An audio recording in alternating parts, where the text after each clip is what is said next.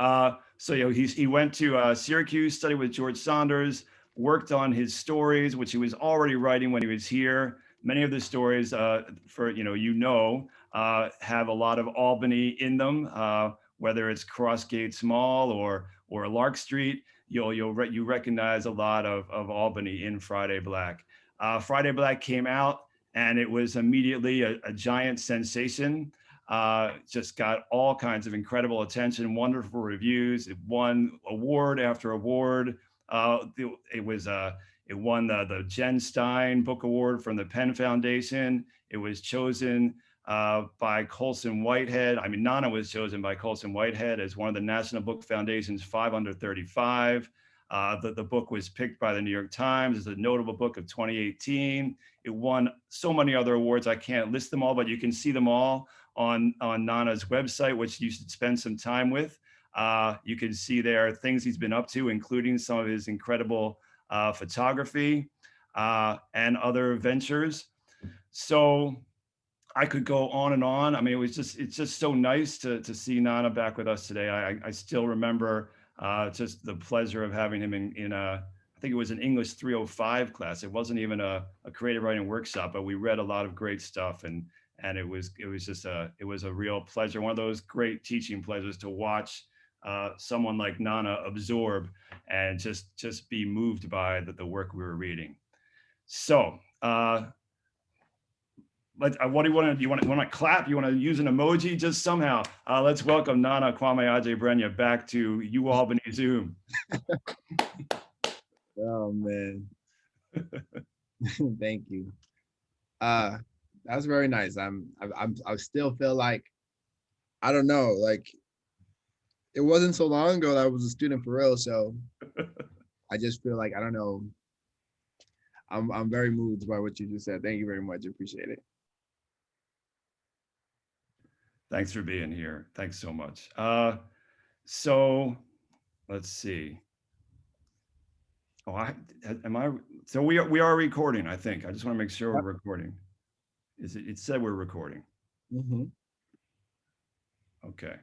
Uh, so who would I know it's hard to ask the first question, but I'm gonna I mean I have a ton of questions, but I would rather the questions come from our crowd. It's great. We have over 50 people here. I'll do my best to track and look for raised hands. So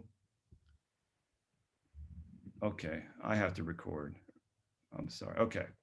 Uh, I was sorry. I'm still learning how to track the chat and everything else. That was Jen from the New York State Writers Institute reminding me to record to the cloud. Now we're recording to the cloud. Sorry. So who would like to start with the first question for Nana? Mm-hmm.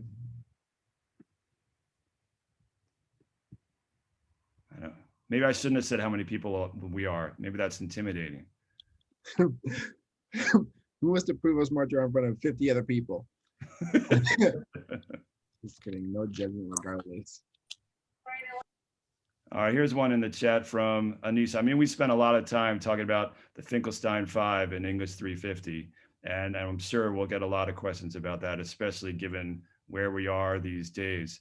But the first question here is, how did the idea of the blackness scale come to you from the Finkelstein 5? Thank you for that first question, Anissa. You win. No, with the blackness scale, I think similar to, I mean, first off, thank you guys for letting me share the space with you. I appreciate you guys welcoming me into your classroom. And I don't take that for granted to get to be in this kind of academic space. For me,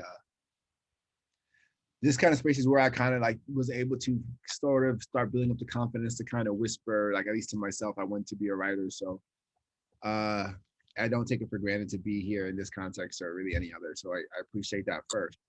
And then second, with the blackness scale though, the way I came up with that was the way I came up with many conceits in my stories is I took sort of like a felt thing, maybe something that isn't literal or material or physical, and I just pulled it out and made it specific and literal and physical. So in this case, I think many of us are used to adjusting our identities based on the people who are watching us or perceiving us or the spaces we're occupying.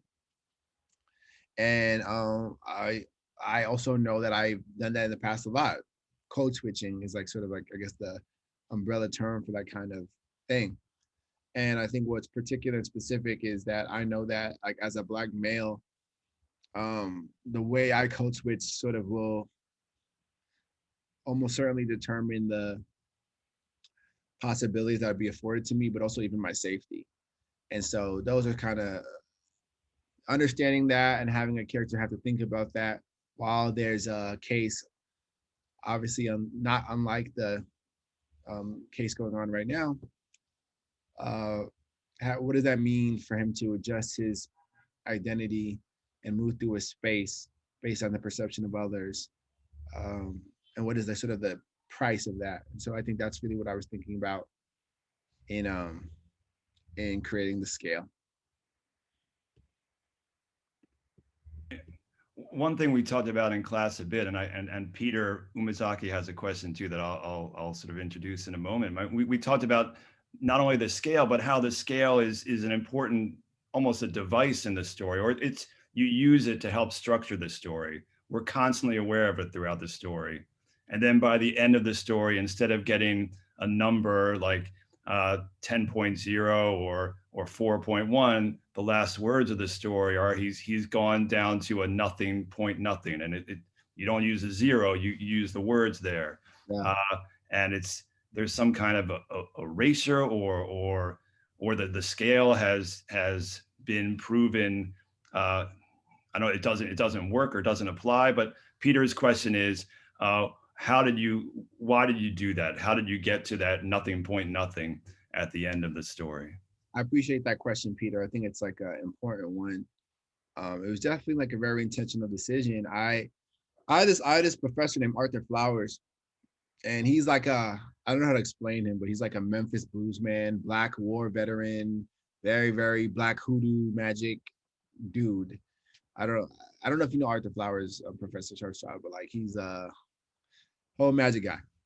Anyways, I showed him the story, and he was like, "This is great, this is dope, but you gotta make sure you give him a nod or a wink or something." And I was like, "I don't know what that means, Arthur," but I got it. Just like he's like that kind of guy. He didn't explain it any further. What I ended up internalizing from that message though was like, and I'm glad I did it, because I get the questions about the scale a lot, and like a question I often get is like, what? I don't want to say this too disparagingly in case someone's like about to ask a question like this, but they're like, well, what number are you at right now? You know, in terms of the scale. And in my mind, I'm like, you know, that's not a real thing. He's responding to what is sort of a stereotypical appraisal that's happening to him on a moment-to-moment basis. And so with the nothing point nothing, I want to sort of emphasize that, like, that's not a thing. There is that erasure aspect. So even if that was a thing, now there's nothing to even go off of anymore, because the important part of him is gone. But yeah, I want to speak to sort of this is a story and I made a device for it. This is not a real thing. That is to say, it doesn't matter. You don't have to. So again, when people ask me that question, oh, what number are you at now? I'm like, I'm at a 0 or a 10, because I'm just being myself now. And I'm lucky enough that I can really be who I really am in most spaces. But that's a big privilege I'm afforded, because people, like, when you write a book, like in certain spaces, they allow you to do that. I don't have to prove myself in those ways necessarily, and sometimes, and especially in like academia, for, let's say, as I probably did before. As I definitely did before, rather. So that's kind of the reason why. It's a story that's so intense and so much is going on. I wanted to make sure I like sort of like brought it all the way home, even though I'm still like not 100% satisfied with the ending. At least with those lines, it felt like a useful shift. Yeah. I don't know if that's a long answer. Sorry. No, that's great, Nana. Thank you. I know Victorio, who brought his class here, has a question. I think he can ask it himself. What's going on, Victorio? What's up, bro? How you doing, man? I'm good. Thank you. Good to have you back, bro. Yeah. Well, first I'll make it just a quick comment, which is, you know, just that I think it's important to sort of acknowledge how the book really sort of, with the Finkelstein Five as well as Zimmerland sort of brings us to the trial of George Zimmerman to a certain degree and his acquittal, and that how we're sitting here now momentarily waiting for the verdict in the next most recent case of the murder of a Black man. So just the fact that this is sort of kind of bookended from like where you started the book to where we are today. I feel like it's important to acknowledge that. Mm-hmm. My question though is because my whole class we went through this. We read, we basically read the whole book, or at least most of it, and we just finished today. And so my question, because this came up today, discussing Friday Black, the story, but then Friday Black, the book, is, would you say that the book as a whole is a critique of capitalism, and is the story itself individually a critique of capitalism? That's my question. Yeah, both with the first point, yeah, I think it's definitely important to acknowledge that right now, like where the Chauvin case is happening, and it's also like it's like important to sort of like feel that the Chauvin case is particular because it's connected to a viral moment that we all took, that many people took in. I actually have never watched a George Floyd video, and I actually can't watch any more of these type of videos. And I actually haven't taken part in taking in the case at all either. Just because I find it too traumatic. But no matter, whenever I talk about this book, there's just been a Black person being killed. And that's perpetual. And that's sort of the that's kind of part of what I'm saying. So that's just like a sad and unfortunate fact of, sorry, there's a lot of sound. I'm in the Bronx right now. So if you hear like loud music, yeah, and it's like nice outside and it's 420. So there's a lot's gonna happen sound wise. But yeah, it's a really important to note that like at any time really, and that's true of so many different types of horrors that I'll talk about that later. But I think the story of Friday Black is I do like, for sure, like I'm not saying capitalism is good, I don't think it is for sure a critique of capitalism, but it's almost like it's a critique of like, I think the reason the book is called Friday Black is I think the book is a critique of institutions that get us to forget about our communal humanity. And capitalism is like a really good and dominant one that we sort of accept passively often. And so story of Friday Black, there's so many different ways in which materialism can like trump like sort of humanism. And sometimes and I do it as well. And that's what was really important for me in that story, was to like implicate the Ice King character, for a very long time, for way too long. I'm ashamed for how long the story existed before that moment where both Ice King and Duo go up on the escalators and like the Ice King kind of like grunts, and then the kid Duo's like understand that he's speaking Friday Black and says like, yo, your mom she loves you regardless, bro, like you're good. I didn't have that moment for a long time because it's a tricky thing sometimes where you try to do this work. But for me, it's very important to implicate myself. I'm not on some hill like saying, look how bad you are. I'm saying like we have accepted a lot of things that are not helping us, that are not healing us, that are like detrimental to our growth and our communal possibilities. So I think, yes, that story is a critique of capitalism and the way in which we can like sort of get swept up by consumer fervor. I feel like that might be a line from the book, swept up in consumer fervor. But I think the book is yes, it's a critique of capitalism in a sense, but it's also like a reminder that like in general, there's a lot of systems that we have in place that get us to basically step on each other's heads one way or another.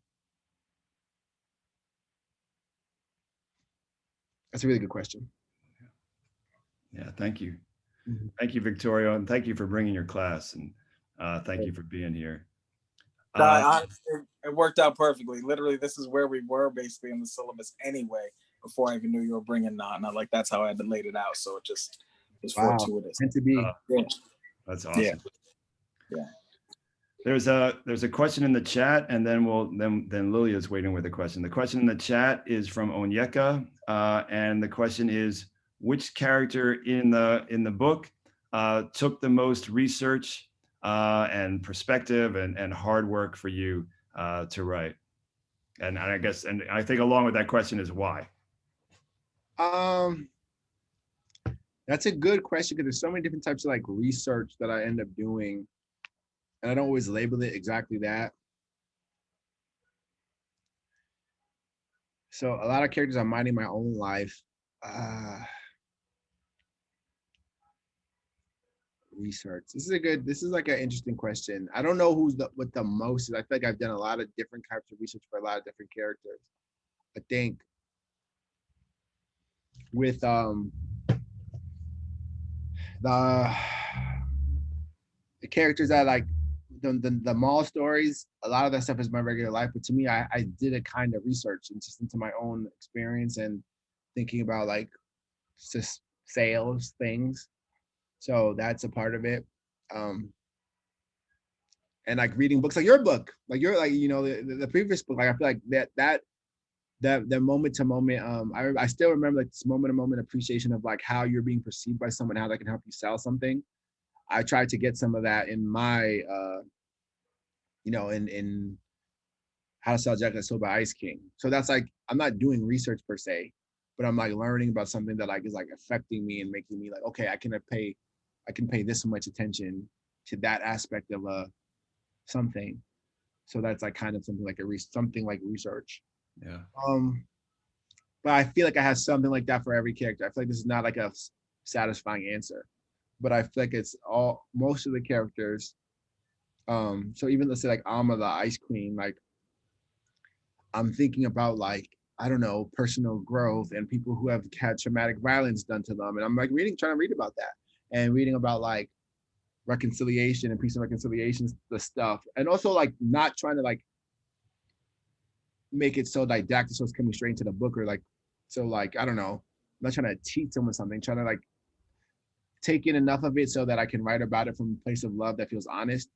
So I think that's what I do generally in this book anyways, as opposed to like, I'm doing research for this character in a one-to-one way. Yeah. Yeah. Is it different with, I know you're in the middle of revising a novel. Has research been a different kind of animal for that kind of project? Yeah, completely different. I got so many books over here right now that like, I've already wrote my draft, but I'm gonna read them. I'm gonna like pull them up. Like, just because I want to like be closer to certain characters, and there's other ones there, but I can't reach them. I'm gonna get it because I want to like recommend these books as well to people. Awesome. Sorry, I'm like, you see my room and the mess it is. Because I would read this anyways, but I'm really into like the book I'm doing now has a lot to do with like carceral systems and prisons, and I've already been thinking a lot about like some of the work of like Marime Kaba. We do this to create an abolitionist book. It's called the subtitle is Abolitionist Organizing and Transforming Justice. This is a book. This is kind of a flex because this book is not out yet, but I asked and they gave it to me. How the Word is Passed by Clint Smith, and it's a reckoning of the history of slavery across America, and like really thinking about how like that intersects with prisons. This is a book. It's called Beyond the Gender Binary. It's a trans person telling their own story and like kind of explaining feels like a dead word, but like telling their story and how and explain how like this current world is sort of very loveless and dark regarding our trans community. And so like all those books, I'm reading them just cause, but also like I'm thinking about them in relationship to specific characters in my current book. And that because this current book has a lot of different characters. So yes, it's very different for this novel. Yeah, that's great. Maybe we'll talk more about the novel as we go along, but I want to. I mean, I can't wait to hear more about it. But Lilia, you have a question that'll bring us back to Friday Black, I imagine. Yeah, so you mentioned earlier that many people asked questions about the scale of Blackness, and you said that it's not a thing. Last class, we were talking about the very same scale, and I kind of connected it to a lot of the systems that we have today of things like feminism and Yeah. So a lot of things like that. Did you realize what of an impact and connected theme that it could make, and how it could connect to so many different things when you wrote it? Did you realize how much impact it could make on like the connecting themes? Well, when I wrote it, I'm always in this double state of thinking. Like I'm like in my core, like I can be pretty confident, but like when I'm writing it, I'm not thinking there's going to be any impact at all on some level. I'm not sure anyone will ever read it in any sense, So it's hard for me to sort of say I had like understood the impact, but through writing it, and actually through like workshopping it, I was able to understand that and like better, like not only understand, because you could understand it, but then something you could like feel in a different level, like, like, or no, I understood in a different level that so many of us have to code switch on so many different paradigms that I don't have to, whether it be like, again, like, someone, one of my friends was saying like, if there was Olympics in code switching, queer men would win, he said. He happened to be a queer Black man himself. And like, like I feel like that's very true in a lot of ways. And there's so many different paradigms to which people have to code switch. And so, yeah, I'm interested in like who gets to be themselves and why, and so I think when I was writing the scale, I had some sense of this is the thing many people have to do. And but I can't say I felt it would have an impact in like any way beyond like, I don't know. It's hard for me to admit that I would have any aspirations for it to have an impact beyond people saying, wow, this feels like something like truth or something, It's a really good question.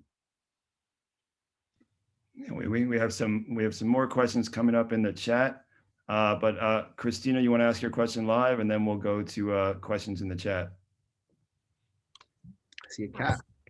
Not so much a question, but actually book recommendations of different authors that have voiced their perspectives on not only colonialism as being Black, but just many other different aspects as well. I have autobiography of an ex-colored man.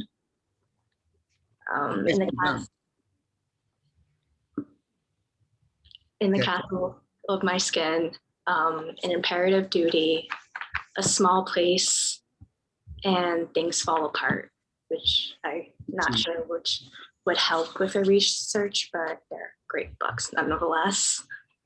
I appreciate it. Thank you for that. I'm getting free game now. Now in the chat, let's see, we have a question from Ariana, which is, why did you choose to drastically exaggerate stories like Friday Black? In Friday Black, it's satirical approach to Black Friday, where people are killing each other for things like coats and TVs. What was the reasoning behind that? I guess a question about, yeah, it's a question about satire and how you use that power. Yeah. So it's important. Like the answer for me is like sort of like, I guess, layered. On one sense, it's like when you read a book, it's a very linear experience of taking in a word one word at a time, and then you create this kind of dream state in someone's brain that they can feel something with, hopefully. I'm trying to make it something that's engaging, and there's like a point to it, and make it. And engaging can mean so many things, but I'm trying to make it funny, but also like my funny is usually like, wait, is that okay to laugh at? That's usually like the space I'm operating in. Excuse me. It's really true that people trample each other to death for TVs. That's really a thing that happens. It's a really thing that's happened on the news.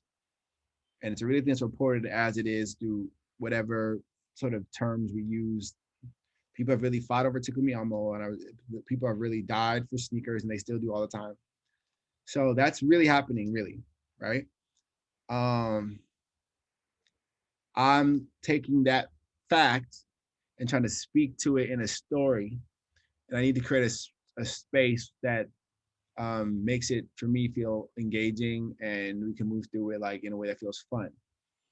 And so satire is like a tool to do that. So it becomes very clear that that's what I'm talking about. And there's a connection where, okay, yeah, it's like whichever form of satire that we're talking about. Oh yeah, that is very like exaggerated, but also like, no, it's also not, you know, because in the real world, people will die for nothing or for things, I guess. And so my whole thing is like, how can I draw attention to that fact? Because just saying that fact is not enough, because we didn't stop it. Black Friday never stopped because of like, it's still a thing, first off, but like it calmed down because of the rise of like internet shopping more than people's hearts changing. And so for me, it's a lot, satire, it serves many functions, but one of them is for me to point a laser beam at something. It's a way for me to also like have fun with something. It's a way for me to be like, how bad would it have to be for you to feel like this is an exaggeration? How bad would this have to be for you to care? So these are like all sort of aspects that I think satire or like speaking that form can like sort of help with. And there's more too, but those are some of the things that come like jump to mind. Yeah. No, that's super helpful. Thank you. And Ariana, thank you for that question. Yes. Emma, you want to ask your question, then we'll go back to the chat. Um, just from a writer's perspective, I just wanted to know, like, what was it like, kind of bouncing within like the fiction genre in each story? Like, obviously we have realistic fiction, and then like the era we kind of see like sci-fi. I was just wondering, like, what was it like kind of going like throughout the whole realm of fiction when you were writing? Yeah. I see Eliza Thornberry in chart. You guys, does your generation, you guys know about Eliza Thornberry? You guys know about the Wild Thornberries? Really? I feel like you guys wouldn't even know what that was. That's cool. It was a struggle for me for a long time.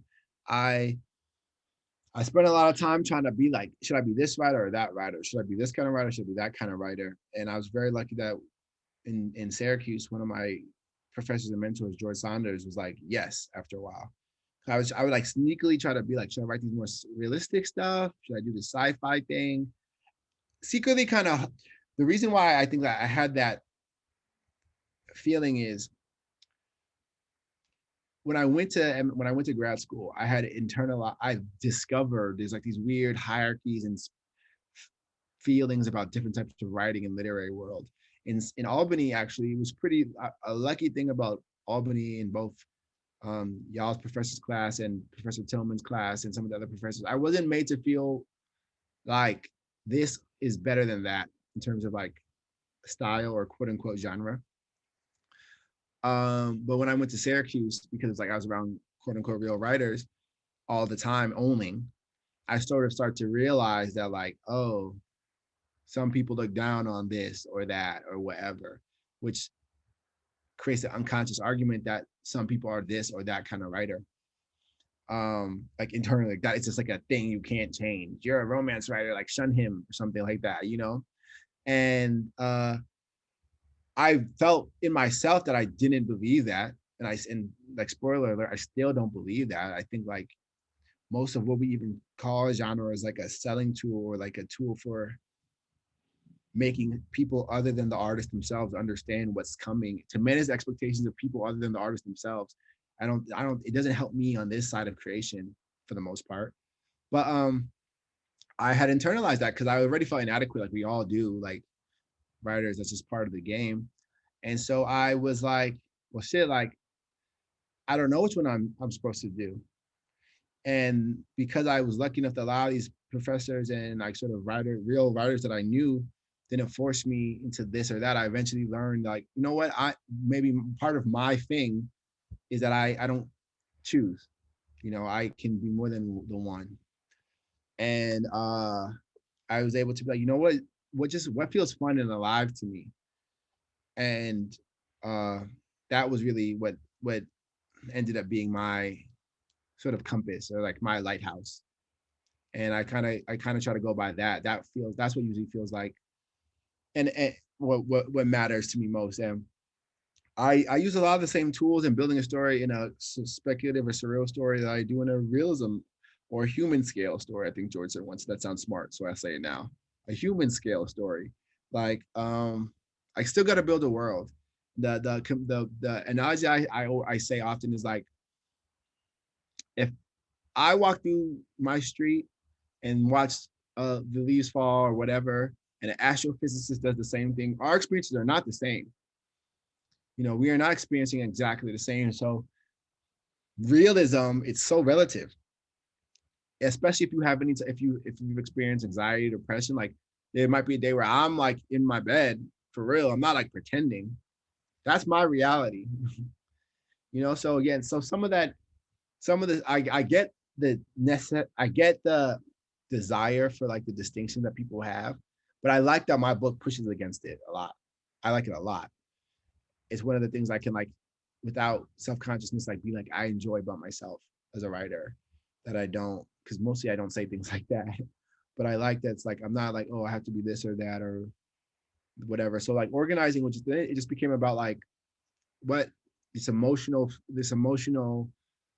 curation of like highs and lows and intensity and or different types of intensity, as opposed to like what kind of story is it. So that was really like it was a long time coming to get to that space, though. I spent a lot of time kind of stressing over really nothing.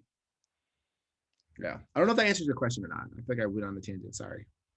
I mean, I love that answer. I mean, I love the idea of just being drawn to what's fun and alive and letting that drive what you're going to work on. Yeah. I feel like I'm not trying to like be, and I definitely like want to like say like, if people want to put genre on me, I'm more with it than not. I reject like people trying to be disparaging towards sci-fi or whichever genre more than I disparage the idea of genre at all. Like, so I accept it, but to me, I just know it doesn't help me in my process. Yeah, fair enough. I think this question connects to some of the things we've been talking about. Yeah. But it's from the chat from Camilla, and it's a question about, I guess, going back and forth, sort of balancing living in the harsh reality of the real world, and then and dealing with the heavy topics you touch on, and versus or alongside dealing with the gruesome details of the violence that you write about. How do you have the balance between writing about that material and not turning your reader away, making your reader see it, Yeah. but not bouncing your reader, away from the book, I suppose? It's a really important question. It's a really, really important question because, for me, like people are surprised sometimes, which is sad, I guess, that like I'm not like into like gruesome like shit or stuff that much. I don't like really grim, grisly things. It turns me off, or it feels like a cheap way to get feeling. That say, like, how can that be true? Like your books have this certain kind of violence. I try to be very particular about the use and curation of it. And there is a balance that has to be met, and it's case by case. It's hard for me to say any blatant thing. Every story has a specific use. In Friday Black, the violence is interpreted as comedic because of the brevity through which it's explained, and the fact that no one is responding. So the whole world takes on a kind of cartoonish kind of tint to it. The line is like, Lance comes so he can cart the body to the section we designated for bodies or whatever, and then you get the joke like that, or you don't, and you're like, well, but if you're reading and you with me, you get it. But then I just move on, so oh, this is like haha, and that discovery is a certain kind of entertainment or engagement for someone who's reading closely. In the Finkelstein 5, it's a very different space and tone. Oh, they say he found guilty of everything, or like did they give him a lesser charge? Well, I'll find out later. The biggest charge, second degree. Oh, okay. Thank you. I appreciate that. That's good to know. the other thing I was saying, oh, with balancing, I try to be very like in the Finkelstein 5, it's like I don't want their murders to be on screen. So it's not the children's murders. And Manuel's final murder is on screen as the story ends, because like it's almost like you have to remember, it's like I spent this time making you see that this is a person with a lot of thoughts and feelings, and that was just lost. And it didn't have to be. So the story, for it to have that meaning, it's necessary. I could talk the same about it through the Flash, but the thing is the other very violent story, why her violence needs to be on the page. Because I could say she's bad. She could tell you I used to be really bad, but unless she gives you an example in scene, so to speak, of her like making this guy eat his mom eat her son a little bit, just a little bit. You won't believe it. So for me, that's part of that. So it's all about like having intentionality and having a reason. Like it's not violence for violence sake, in my opinion. And so that's really the key. And I try, and I think for me, it's not easy, but it's always going to be the case, because I sort of I don't like the intense violent stuff myself. I'm kind of a baby on that side. Really good question. Yeah. Oh, thank you. All right. Thank you for the question, Camilla. And it's surreal to be going through the chat and reading about the guilty verdict and feeling the questions and asking you these questions. It's I don't know the word for it, but it's powerful. It's important, man. And it's so interesting to think about, like the genuine like relief or awe we feel for a case in which we're talking about someone's murder that we all witnessed. It's like it's such a surreal world and situation we've created for ourselves. But anyways, it's good, at least in some sense. It's something. You gotta be happy, at least, take the win that's there. Yes. Which one did I? There was a question about what I mean about here we have a lot of students in 350 and in the workshops and in all the classes that are with us today are filled with young writers, and this question is from Patrick. What specific advice would you give to a writer who's still in the process of, to use your word, discovering the writer they want to be? I like that question.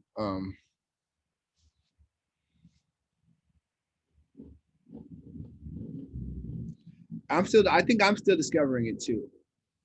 I think, do the stuff you like read, write, be able to like delight in things you create, like foster that feeling and that kind of spirit. And, you're not like there's not some angle where you're like, I've arrived. A really difficult aspect for like this last year and a half for me is like, and again, I hate that I always take this turn to like metaphysical and like start talking to like soul stuff. So someone like just be like, stop if I start doing it too much. But like, it's really tricky, and like your ego can get involved pretty quick in a really like sneaky way when you have wanted something really, really bad for a long time. If you're creative or want to be a writer, I know what that's like. I know what that is, and I still feel it. And then like eventually you get some kind of confirmation externally or whatever, and it's like, now I'm a writer or something. And then when like that may happen with like external confirmation comes, but you're gonna be like, oh wait, but I'm not like happy yet. What happened? I don't feel that thing yet. And for me, what has been difficult is like, I was very, very obsessed. When I was in Albany, I was like a psycho person secretly. I'm like good at presenting as like normal, but in the inside, I was very, very obsessed. And the nature of my obsession was to like get some of the stuff that has manifested in like the form of this book. And so that happened, but it didn't make me like happy instantly or whatever. And again, like to connect to being a writer, like I felt for sure I was doing things that I'm supposed to be doing creatively. And so like I guess my thing is like to know like it's like a journey. I think like a creative path or artistic path is like a long journey, which maybe and you're at least in my experience, and it's hard to ever get to a place where like that's it. But that said, I do feel more comfortable than I did before in terms of like what I think is my wheelhouse of like powers, if you want to call it creatively. And I think you find that out just by writing stuff and seeing like what feels really true to you. And like what would you write if like you weren't and like not thinking of, it's hard to foster this in like academic spaces sometimes, but like that something that feels like really, really you, like really, really like like your essential self has come out. I mean, that's what like when I teach my classes, that's what I'm trying to like foster more than like the, hard line correct stuff. I'm like, how can I make this space comfortable enough that these kids can put their essential self out into the world? Because that's a scary thing. And so to me, what it is to be like to find that space is to, a part of you knows, you know what I mean? Like a part of you just feels it. A part of you knows, a part of you tells when you're pretending, a part of you can feel when you're like trying to be cool, a part of you can tell when you're trying to be smart. Like my writing style, like, yeah, like when I was in MFA world, like my prose is not like, doesn't have a certain kind of quality that, not always anyways, or most of the time, it's sometimes like more colloquial than what might be, than what I had seen was like being like presented to me as like the best. But it still was true to me. Like I was like, this is like how this makes sense to me. And I had to go by that. And so trusting yourself a little bit, trusting yourself, trusting that, knowing that, you know what, you have something worthy to say. Your essential self on the page will be seen and embraced by maybe no one, but probably a lot of people. And being willing to go to the hard place, whatever form that takes, to me is like is the thing. And it's not easy, but I feel like by doing it wrong a lot, you eventually figure out what it feels like to do it right. Yeah, amen to that. Especially I don't know what's going on in the other classes, but I know my students are gearing up to work on their final projects. And I've been, just leave yourself time to discover, leave yourself time to revise. Don't let it go to the last second. Yeah, and like, it doesn't like the thing you do now, it's not like the thing you do now might not be the thing that's like the best thing everything, but it might be a necessary step to get there. So like the example I can use is like, this is not like a fake example. The first stories when I was in your class, I said this before, I wrote stories that were in the mall. They're based on, and they weren't like good enough, but they were like the beginning of me starting to discover like, oh, I can mine this space for stories in a way that feels not dumb. Because at the time I was feeling kind of like inadequate about like how boring my life was. But then, so, 5 whatever years later, maybe even like 2 years later, I write the first one in retail. And that one actually feels like something true. And it's probably the most like boring story in my book, but like, I was like, this feels like something real to me. And then I go from there. So yeah, training yourself to do that hard work of like putting yourself on a page earnestly is like, to me, like what I like am trying to grow all the time.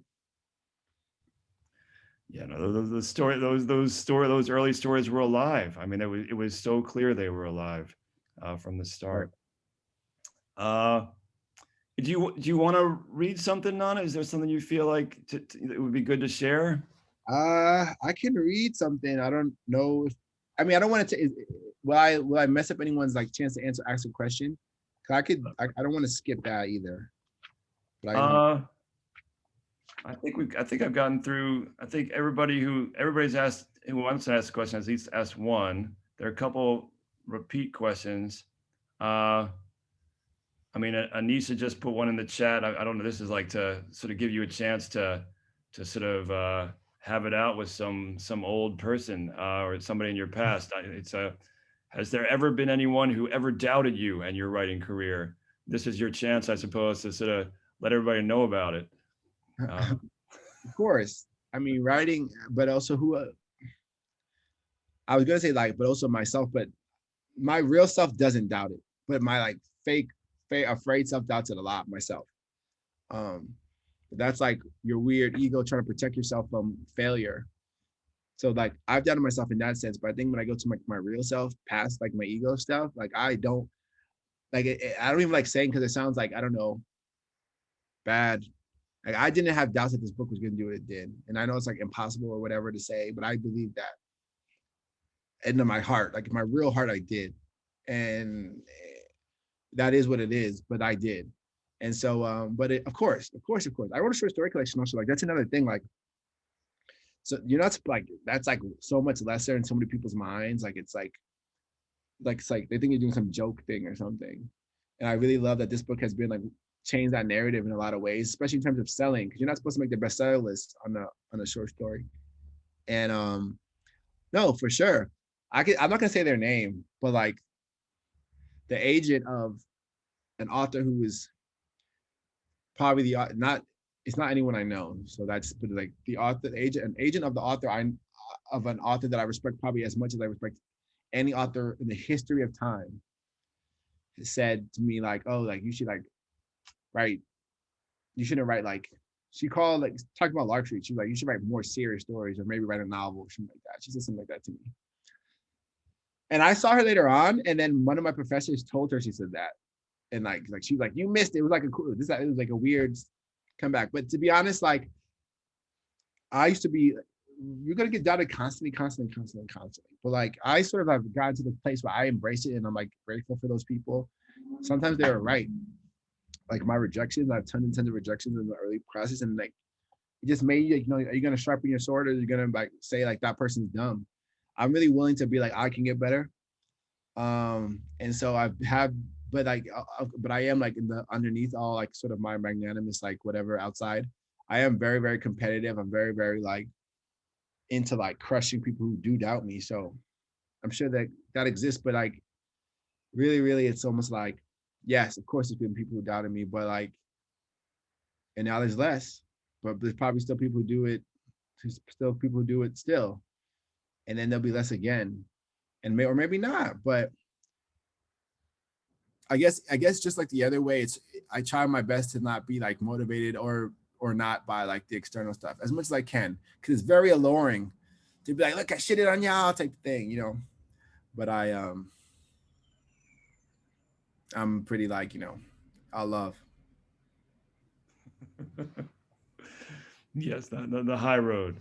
And Anisha thanks you for that, and as do we all for that answer. Anybody else want to ask a question? Things we haven't gotten to?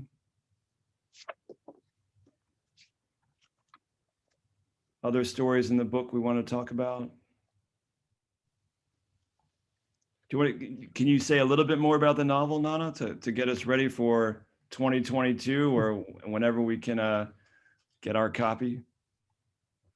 Yeah, the novel, I mean, take everything I say with a grain of salt, right? Like, because maybe I'm just like, it might make it all not true. It's about, it has to do with carceral systems and prison. It's a lot of different characters.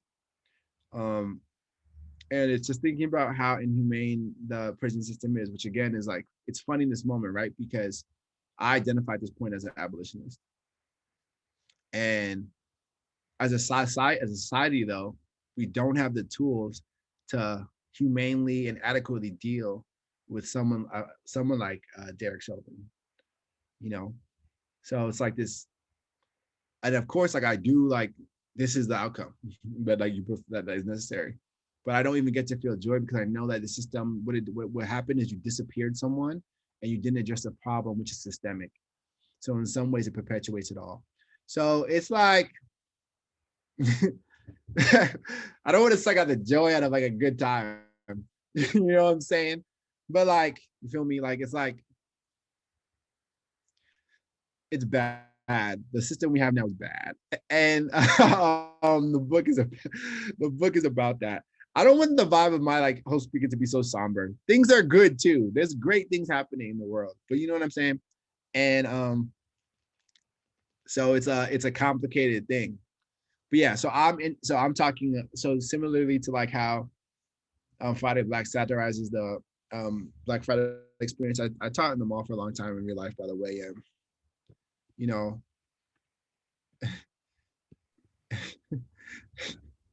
but I yeah, same way Friday Black talks about working the mall. This one speaks or thinks about carceral systems, meaning that it's a speculative and kind of dramatic.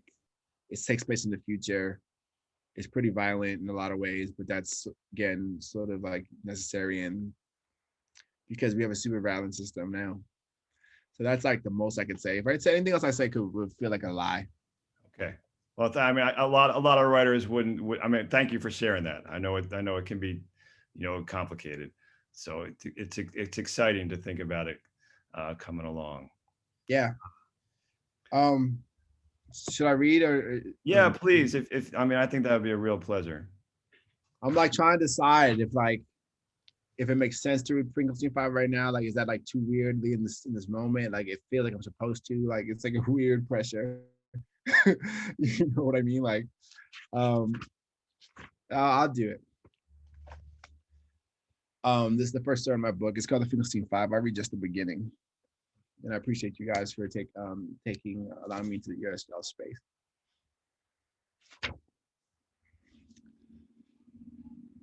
Phila, the headless girl, walked toward Emmanuel, her neck jagged with red savagery.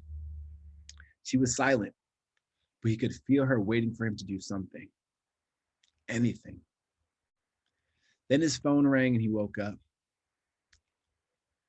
He took a deep breath and set the blackness in his voice down to a 1.5 on a 10-point scale. Hi there. How you doing today? Yes, I did recently inquire about the test of my application. Well, all right, okay. Great to hear. I'll be there. Have a spectacular day.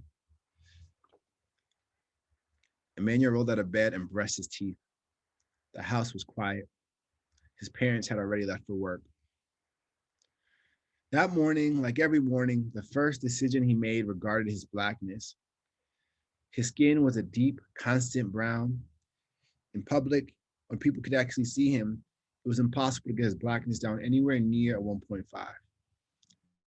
If he wore a tie, wing-tipped shoes, smiled constantly, used his indoor voice, and kept his hands strapped and calm at his sides, he could get his blackness as low as 4.0. Though Emmanuel was happy about scoring the interview, he also felt guilty about feeling happy about anything. Most people he knew were still mourning the Finkelstein verdict. After 28 minutes of deliberation, a jury of his peers had acquitted George Wilson Dunn of any wrongdoing whatsoever. He had been indicted for allegedly using a chainsaw to hack off the heads of 5 Black children outside the Finkelstein Library in Valley Ridge, South Carolina. The court had ruled that because the children were basically loitering and not actually inside the library reading, as one might expect of productive members of society, it is reasonable that Dunn had felt threatened by these 5 Black young people, and thus, he was well within his rights when he protected himself, his library loan DVDs, and his children by going into the back of his Ford F-150 and retrieving his Hotech Pro 18-inch 48cc chainsaw.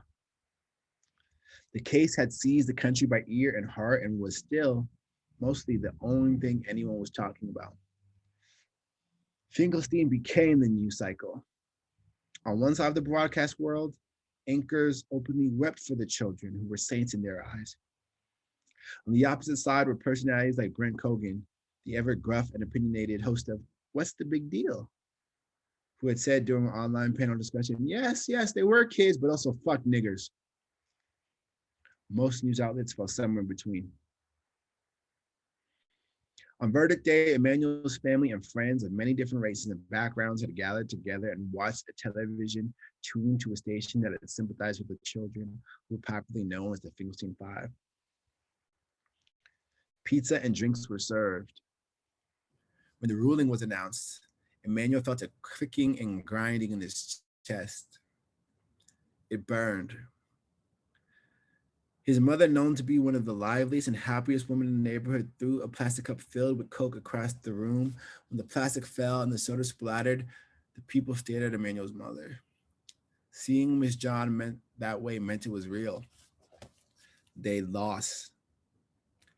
Emmanuel's father walked away from the group, wiping his eyes, and Emmanuel felt the grinding in his chest settle to a cold nothingness.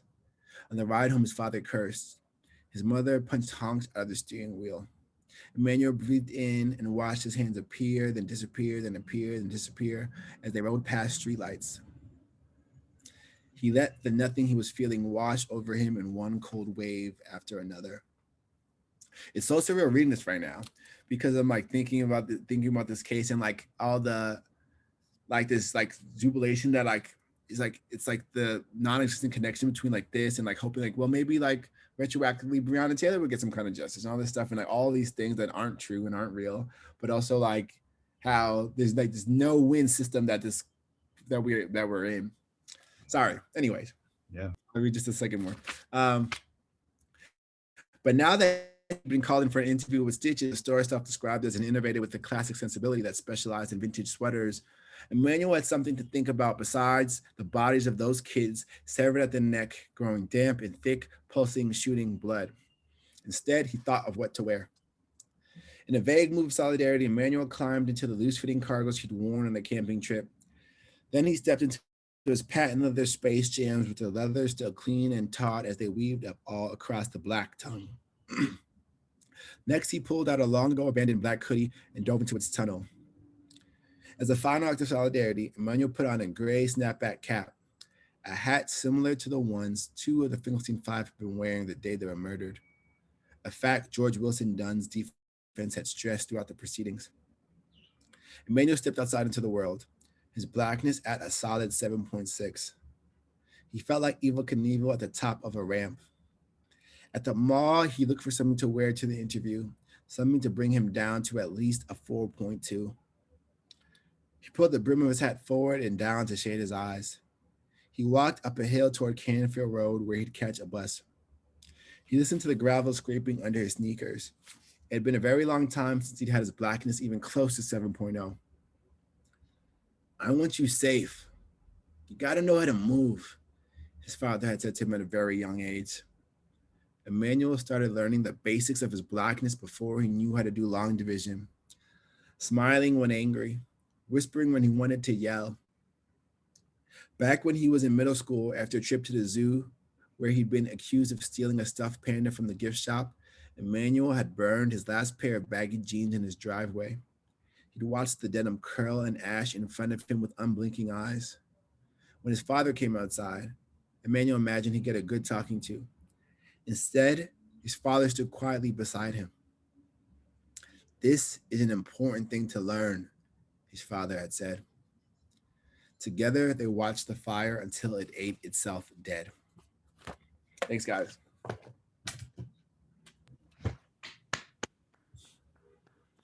Appreciate you. It is mutual, Nana. Thank you so much for making time to be with us today. We can't wait to have you back to Albany in person, live and in person, on the other side of our bizarreness. You guys see the fountain? They still never bring back Fountain Day? Is that like a gone forever? Yeah, it's gone. Wow. It's gone. They closed the university for St. Patrick. I mean, they closed. There's no spring break is always during St. Patrick's Day. I don't know if that happened when you were here. It wasn't me, and it wasn't like my group who made it happen. But like, yeah, what is it called? Kegs and eggs. Oh Kegs and eggs. Yeah. Do they know about this? Like the kegs and eggs. Like, I have so many stories. So me and my friends, like, we went out real quick. We went out, like, we weren't a part of that like population doing that stuff, but we went out to see it. I saw these two houses on one of these like back streets where like people are living. We were living on I think they renamed Indian Quad, but whatever it's called now. But we went onto the street and there was like the competition was who would throw the most extravagant thing off their balcony out into their lawn. And so they're like, oh yeah, they throw like a microwave, and then they're like, wow, and then across the street, and they're throwing a TV, and then that was throwing like a bigger TV, and I'm like, this is like my freshman year. I'm from like not this kind of stuff, so I'm looking at like, what is happening right now? Like what they're trying to like turn over cars. I've never been around none of that in my life. I seen a guy with like keys in his hand just trying to break car windows. I was like, damn, like is this a party or is like, what's the motivation here? So anyways, that's why there's no Found Day. Fun fact. I saw him tomorrow night. It was the craziest thing I've ever seen. Really nuts. Anyways. Yeah. UAlbany history. That's right. Right. Well, I mean, you can read more about Albany and many other more important things in Friday Black, and we can't wait for the new novel, and we can't wait to have you back here, Nana. And thank you again for just sharing your time and your wisdom with us. Thank you so much. I appreciate y'all. Please be nice to yourselves. It's like a stressful time. So Yeah. peace, y'all. Yeah, thanks for coming, man. Thank you. Of course. Appreciate you.